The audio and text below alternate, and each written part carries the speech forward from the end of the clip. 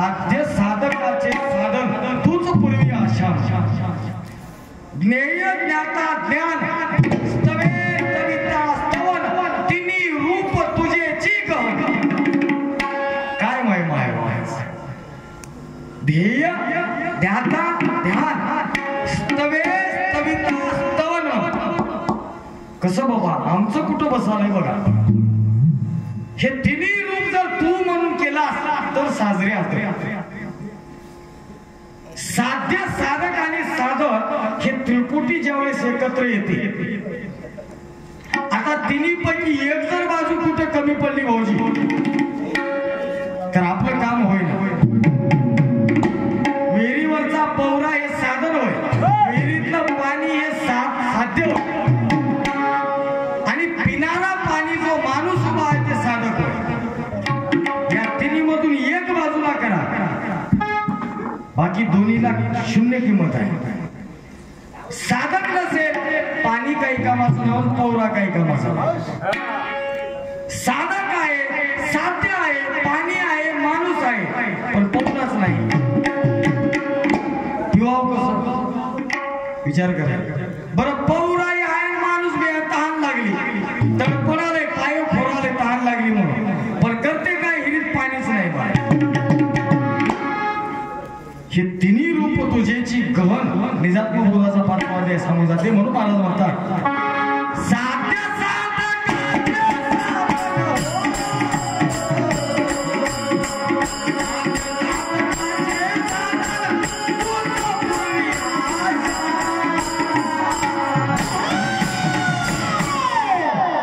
आवाज वाढवा थोडा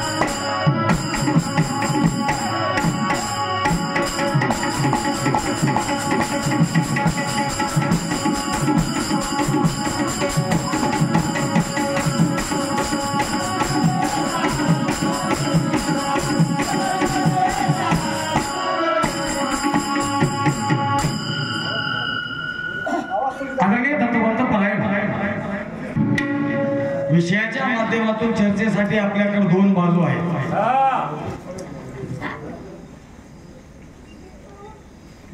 भक्ताचं देवावर प्रेम आणि देवाचं भक्तावर प्रेम.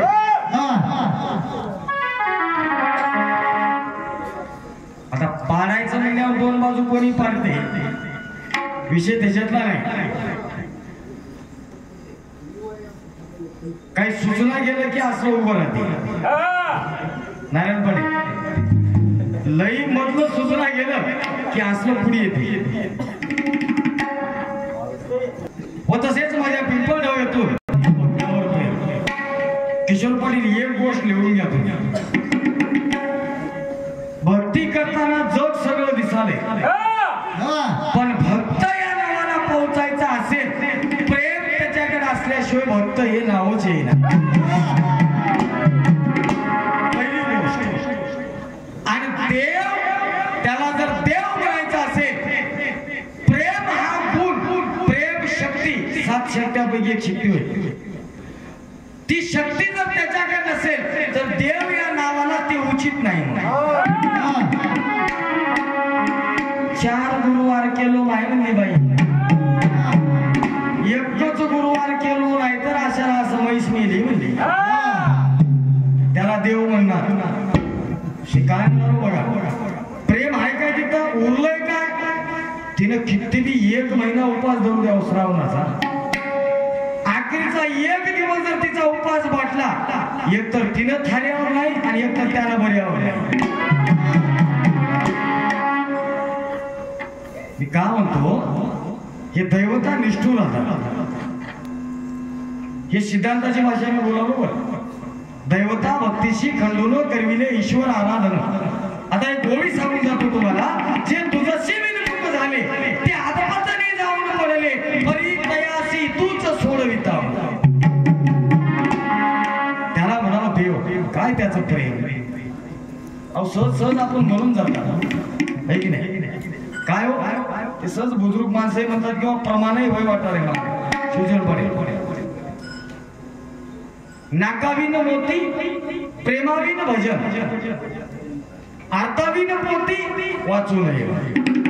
ज्याच्या भजनामध्ये प्रेम नाही, आता त्याला इथं किती दत्ता दत्ता म्हणू द्या किंवा हरिहरी म्हणू द्या, प्रेम जर नसल, लोकांना बरं म्हणण्यासाठी केलेली भक्ती वेगळी आणि देवानं बरं म्हणण्यासाठी केलेली भक्ती, त्याच्यामधलं प्रेम बघा.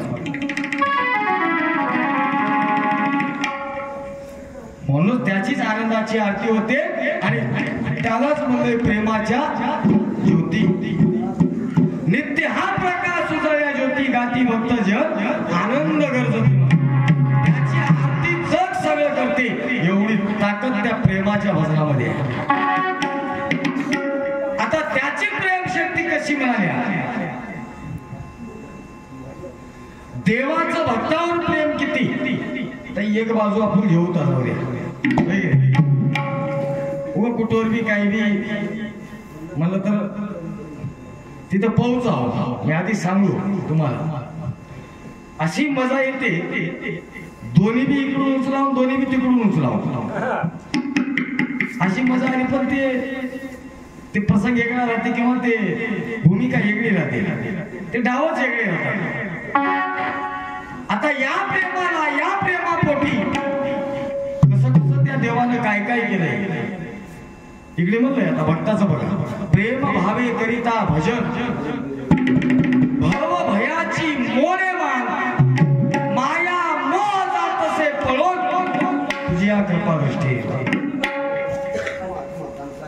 एवढी ताकद प्रेमामध्ये आहे. आता देवाचं भक्तावर प्रेम किती, या बाजूने आपला अनुसंधान किंवा आपलं भजन किंवा आपली वाटचाल राहील, याच्यामध्ये कुठली शंका नाही. पण त्याच्यापूर्वी काय माझ्या मुखातून शब्द निघाले, त्याही शब्दाला उजाळा मिळावा अशी माझी विनंती आहे.